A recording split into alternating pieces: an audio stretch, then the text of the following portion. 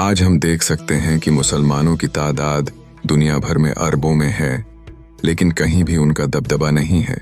मुल्कों में जुल्म हो रहा है, लेकिन दुनिया खामोश है। हमारे पास टेक्नोलॉजी, रिसोर्सेज, नौजवान, तालीम, सब कुछ है, लेकिन इत्तेहाद, तकवा और अमल की कमी है।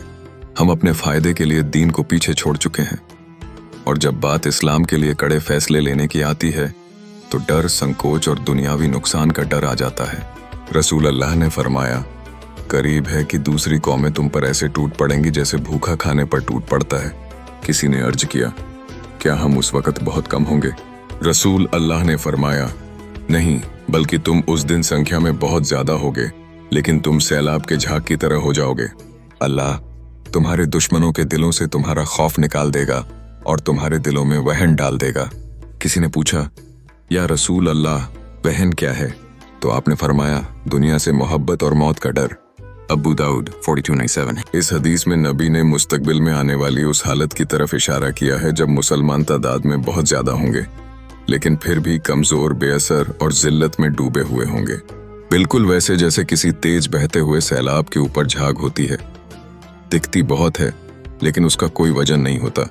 तुम सैलाब के झाग की तरह होगे, इसका मतलब है कि भले ही मुसलमानों की तादाद बहुत ज्यादा होगी, लेकिन उनका कोई असर, इज्जत या ताकत नहीं होगी। वो अपनी हालत पर काबू नहीं रख पाएंगे और दुनिया की दूसरी ताकतें उन पर हावी हो जाएंगी। वहन का मतलब क्या है? दुनिया से मोहब्बत और मौत का डर। यही वह बीमारी है जो इस जिल्लत और कमजोरी का सबसे बड़ी वजह है। इस हदीस में जब रसूल अल्लाह ने वहन की तफसील बयान की तो उसमें दो चीजें बताईं। एक, दुनिया से मोहब्बत।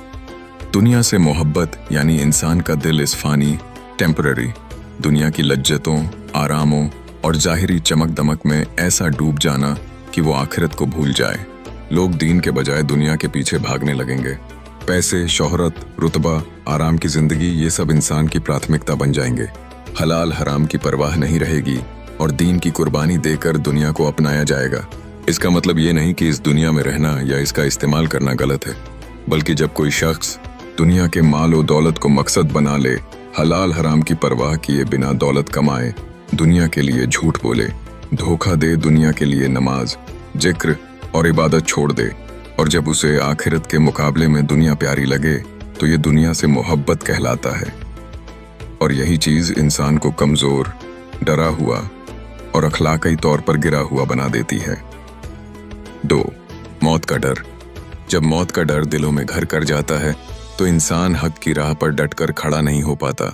वो जुल्म के सामने झुक जाता है, दावत और इस्लाह के कामों से दूर भागता है, कुरान और सुन्नत पर अमल छोड़ देता है ताकि किसी को नाराज न कर दे। उसे इस बात का डर सताने लगता है कि अगर मौत आ गई तो वो सब कुछ छूट जाएगा। माल, औलाद, शोहरत, आराम, ताकत, जिंदगी की लज्जतें। इसलिए वो मौत को एक खौफनाक अंत समझने लगता है, न कि एक नई और बेहतर शुरुआत। एक सच्चे मोमिन, ईमान वाले के लिए मौत आखिरत की तरफ सफर है, अल्लाह से मुलाकात का जरिया है। सिर्फ जिस्म की मौत है, रूह की नहीं। दुनिया के इम्तिहान से निकलकर कामयाबी का ऐलान है। रसूल अल्लाह ने फरमाया, दुनिया मोमिन के लिए जेल है और काफिर के लिए जन्नत। सही है मुस्लिम 2050। एक सच्चे मोमिन को इस दुनिया में अपने नफ्स की ख्वाहिशों पर काबू रखना होता है, हलाल हराम की तमीज करनी होती है, और आखिरत की कामयाबी के लिए कई बार दुनिया की लज्जतों से दूर रहना पड़ता है। जबकि एक काफिर जो आखिरत को नहीं मानता, वो इस फानी दुनिया को ही अपनी जन्नत समझकर हर लज्जत में खुलकर जीता है, बगैर किसी जवाबदेही के डर के। मौत का डर क्यों बुरा है?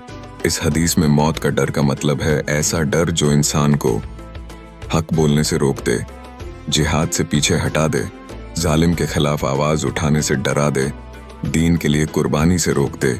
यानी इंसान सिर्फ इसलिए चुप हो जाए या पीछे हट जाए कि अगर कुछ किया तो जान चली जाएगी। दुनिया से मोहब्बत प्लस मौत का डर, एक कमजोरी। जब इन दोनों चीजों का मेल होता है, दिल दुनिया से चिपक जाता है, मौत दुश्मन बन जाती है और फिर इंसान जिल्लत, ह्यूमिलिएशन और कमजोरी का शिकार हो जाता है। यही इस हदीस का मकसद है कि उम्मत को आगाह किया जाए कि दुनिया से मोहब्बत और मौत का डर दोनों मिलकर उम्मत की हिम्मत, इज्जत और असर को छीन लेते हैं। आज के दौर से ताल्लुक। आज हम देखते हैं कि मुसलमान तादाद में बहुत हैं, लेकिन असर में कम हैं। उसकी एक बड़ी वजह यही है कि हम में से बहुत से लोग दुनिया के पीछे भागते हैं, दीन के हुक्मों में कोताही करते हैं और मौत से डरते हैं, क्योंकि हमें लगता है कि सब कुछ तो इसी दुनिया में है। कुरान में भी अल्लाह ताला फरमाता है, जो लोग दुनिया की जिंदगी को आखिरत पर तरजीह देते हैं।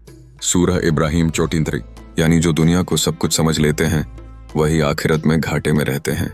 इससे निकलने का रास्ता क्या है? दुनिया की मोहब्बत को दिल से निकालें। इस्लाम सिखाता है कि दुनिया हाथ में रखो, दिल में नहीं।